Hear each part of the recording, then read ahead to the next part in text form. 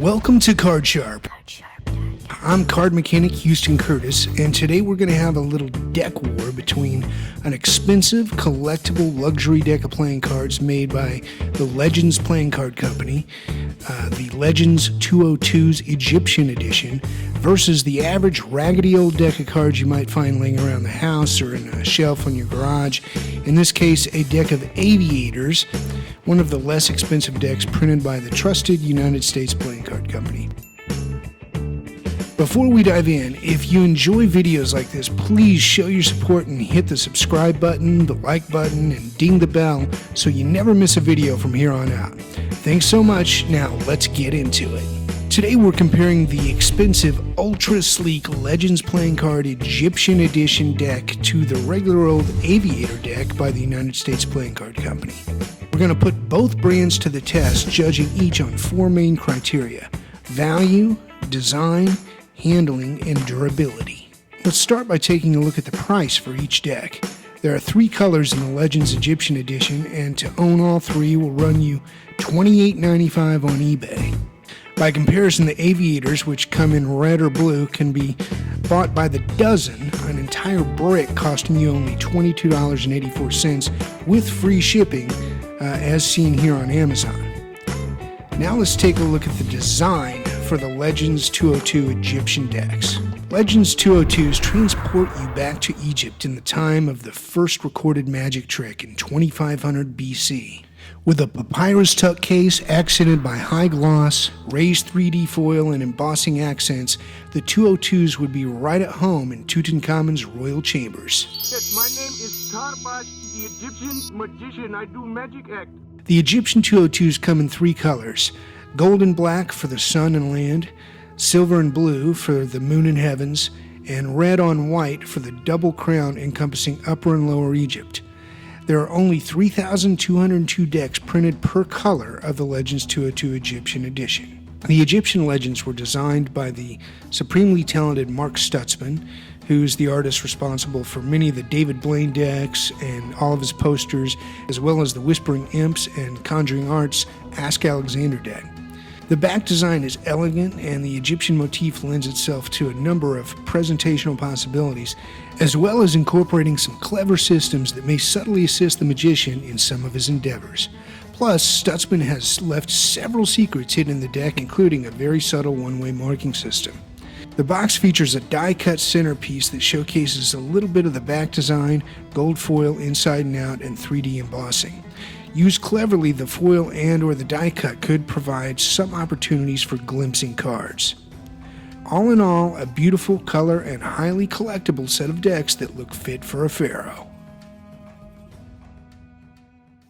Alright, now let's take a look at the design history for the Aviators from the United States Playing Card Company. Introduced in 1927 in commemoration of Charles Lindbergh's transatlantic flight in the Spirit of St. Louis, Aviator playing cards, stock 914, feature a bordered monochrome back design of predominantly circles.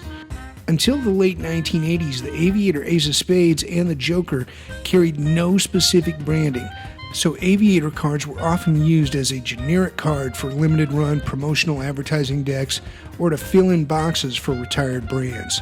In other words, when it comes to design, the Aviators are about as bland as you can get.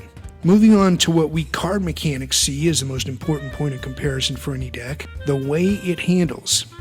The Legend 202's Egyptian Edition comes with what Legend Playing Card Company calls their diamond finish. The Aviators are unlike the rest of the United States playing card brands in that they have a plastic-coated finish. I put both of these decks to the test to compare the handling side by side and was very surprised to see how similar they were. While the Legend 202s don't claim to have a plastic finish, they feel very similar to the Aviators, aside from being slightly thicker and a bit stiffer. If you blindfolded the average person and had them handle both decks, my guess is 9 out of 10 people wouldn't be able to tell the difference between them. But if you blindfolded 10 card mechanics or magicians and asked them which of the two decks they prefer, I'm pretty confident the Aviators would walk away with the prize. Lastly, let's talk about the durability for each deck. Now, I've owned the Legend 202s for over 2 years now. They use a proprietary manufacturing system that's sourced out of Taiwan. And although I don't use them every day, I have certainly put all 3 of these decks through the paces since I've had them. Aside from getting a bit sticky after long-term use, they seem to have held up pretty well. My oldest deck of Aviators has to be at least 20 years old, and when I pull it out of the tuck case, it still feels relatively fresh and springy. They are always a joy to use. So, in summary, for value, the award goes to Aviators. Not only are they a value against high-priced designer decks, but in my opinion, one of the better values found in any choice of deck on the market. Design? When it comes to design, the Legend 202 Egyptian Edition simply blows away the Aviators. If you're looking for an elegant deck selection, you can't go wrong with the 202s. While both these decks handle and feel very similar to one another, I have to give this one to Aviator. Lastly, durability. Only time will tell if the Legends deck will remain as durable as my Aviators have over the years. They seem to be off to a good start, but have a lot to live up to. Overall, I have to give this deck war to the ugly as hell Aviators. Despite their disadvantages, Aviators are just an all-around great feeling, great handling, long-lasting deck of playing cards that every card enthusiast should have in their arsenal. If you'd like a good deal on some open box Aviators, be sure to check out my eBay page on cardsharp.com, where you can purchase some of my very own practice decks. And please, leave any questions, comments, praises, commands, demands, theories, or philosophies in the comment section below, and I'll be sure to get back to each and every one of you right away.